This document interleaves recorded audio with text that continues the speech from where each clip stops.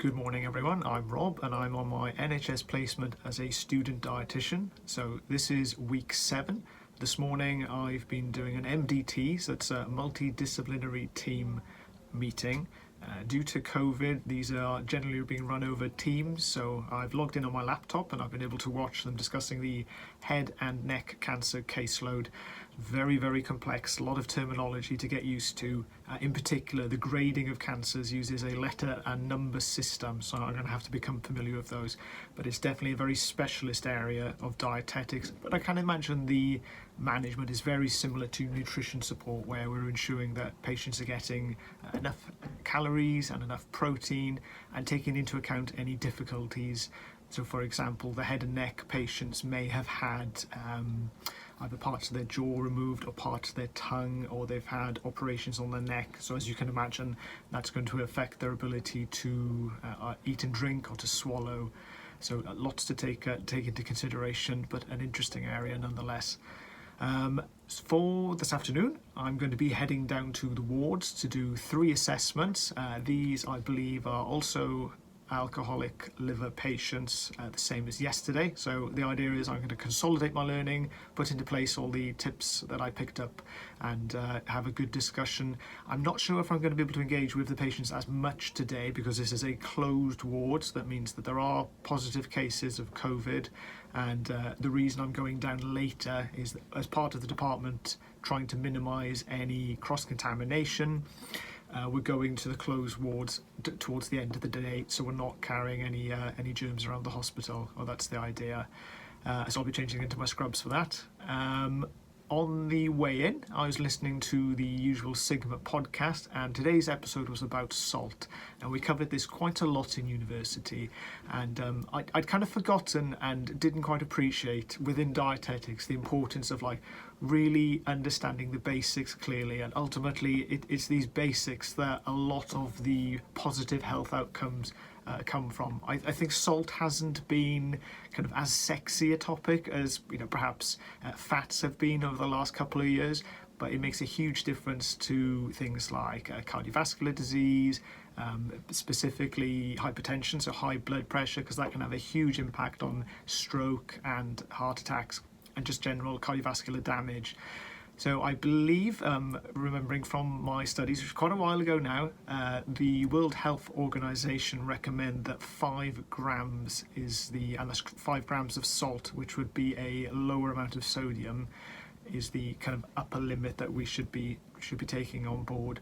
The only major exception to this is for athletes, so in particular endurance athletes in hot countries where they're sweating quite a lot. So some athletes are quite salty sweaters. You might see this when someone comes running by in the summer and they've got those big salt patches on their back. Although I'm told that's not a good way to measure it. There is a company out there called Precision Hydration, I think it is, who actually do testing for this, and then you can actually have specific recommendations for what your sodium intake or your salt intake should be, and what you might need to add to your bottles on your bike, for example.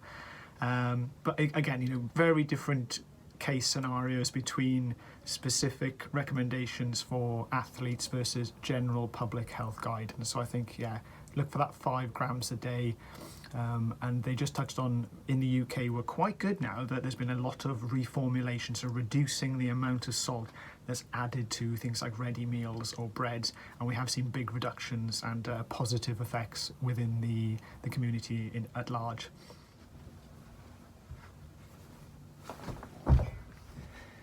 And that's another day done. Back from the wards. Ready to go home soon now. So I've had a really good time.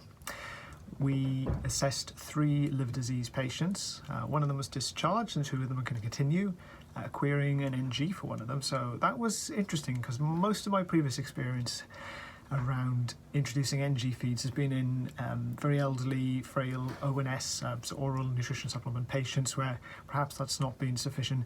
And you've always had to make the consideration about the appropriateness of putting an NG in place, a nasogastric tube, because it's quite an invasive procedure. Whereas for the liver disease patients, supervisors telling me that perhaps, more often than not, we want to be quite aggressive with introducing calories much sooner, because their disease means their body needs so much more energy, so much more protein, and we don't want to build up things quite too slowly. Obviously, we still need to be mindful of refeeding syndrome, which means gradually introducing that. But in the short term, escalating our method of getting those calories in a lot quicker. I quite liked, so there was 4 points in particular, let's see if I can remember them, where you really want to be considering these for all liver disease patients. So whether they've had thiamine or like Pabranex, IV Pabranex, which is an IV fluid which has got the thiamine included in. Also, whether they're on laxatives, because constipation in these patients can very severely or very quickly lead to exacerbation of the disease and encephalitis, which is caused by the toxins being unfiltered by the liver because it's struggling. I also need to consider if they have got... so we always need to be considering refeeding bloods, because the requirements are so high and often their intake's very low, and when we start them on supplements that can cause issues. And then finally, 50 grams of carbohydrate before bed. I was told a really nice way to do this. Sometimes the wards are very busy, so nursing staff haven't got the capacity to always offer a snack before bed. If you just set up the oral nutrition supplements, and one of them is a bedtime snack, especially if it's one that's a little bit higher in carbohydrates, that can cover it quite nicely. And just the other consideration to make was that if we are introducing quite a lot of protein, although guidance does now state that liver disease patients don't require a low protein diet, we actually perhaps need to make it a little bit higher, we do still need to spread this protein out equally throughout the day so they're not getting a big dose, which again can cause issues. So yeah, all in all, really good day, learned lots, and really feel like I cemented my learning from yesterday as well, and was able to put plans in place and do reviews pretty much from the start. I think my timing's a lot better now, just being more methodical, getting down to the ward quickly, and having everything prepared and knowing what I'm going to do. And it's just repetition of this. Obviously there are variations between specialities and knowing the finer points of it, which keeps it interesting. But just the general approach of going down to the ward and assessing a patient, I feel like I'm getting into the flow of it now. So ultimately, yeah, really enjoying the acute side of dietetics a lot more than I thought. I've always felt more comfortable with the community side of it, just with my paramedic practice, very used to talking to patients. Obviously it's not face to face at the moment, a lot of it's over the phone, but I know I feel comfortable with that. But yeah, no, this has been good, really good experience. Anyway, I'll speak to you tomorrow.